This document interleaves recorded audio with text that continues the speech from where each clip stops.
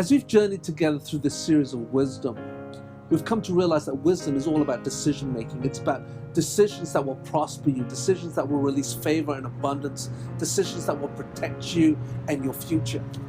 And you see, as I look back at my life, and I'm sure if you do the same, there are moments where you look at decisions you've made and you've regretted them, okay? Things that have led to disappointment, or things that have caused pain or hurt or shame into your own lives. And today I want to look at some pitfalls that we fall into that will lead us to make bad decisions.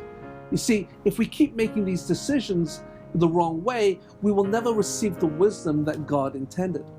And so the first pitfall that I want to look at is simply that sometimes we think we know better than God. We have our good ideas. I often say that a good idea doesn't mean it's a God idea. In fact, if we want to move in a God idea, we have to take one of the O's out of good, because if it's just good, it means it's something that I've made up. It's something that I'm believing will be good, but I've not heard what God is speaking to me.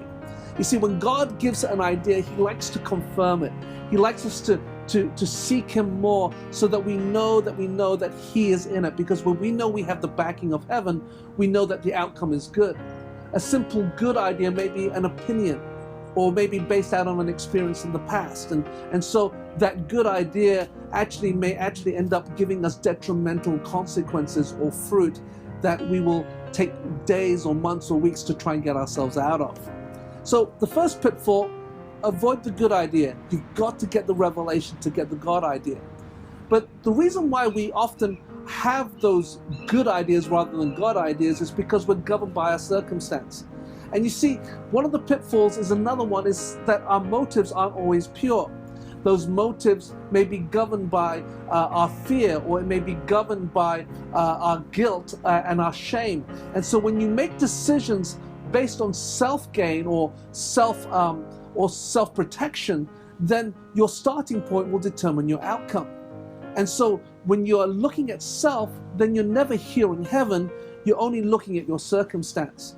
And so when you look at your circumstance and you make decisions based on circumstance rather than living above your circumstance through wisdom, then you will remain locked and in bondage to the prison of your circumstance, into the prison of your difficulty, of your challenge.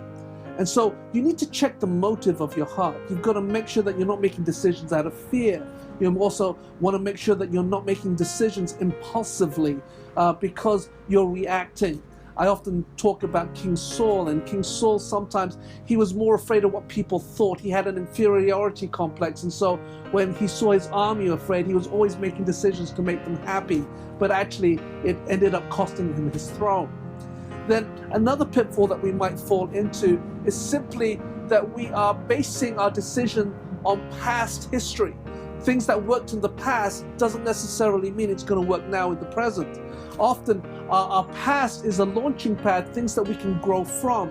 But if we keep repeating the path, we don't grow. We simply are stuck in what we have, and we keep applying past ideas into present, thinking that it will be our upgrade. No. When we get wisdom, we begin to realize that every situation, every circumstance is unique, and how God wants to operate in that situation is also very unique. And so don't act impulsively, don't act in fear, but don't act out of self-gain, because those things will always cause you to have decisions that you'll regret in the past. Next week, we're going to look at more pitfalls so that you can avoid making bad decisions and that you can begin to grow in the blessing of the wise decisions that God has for you.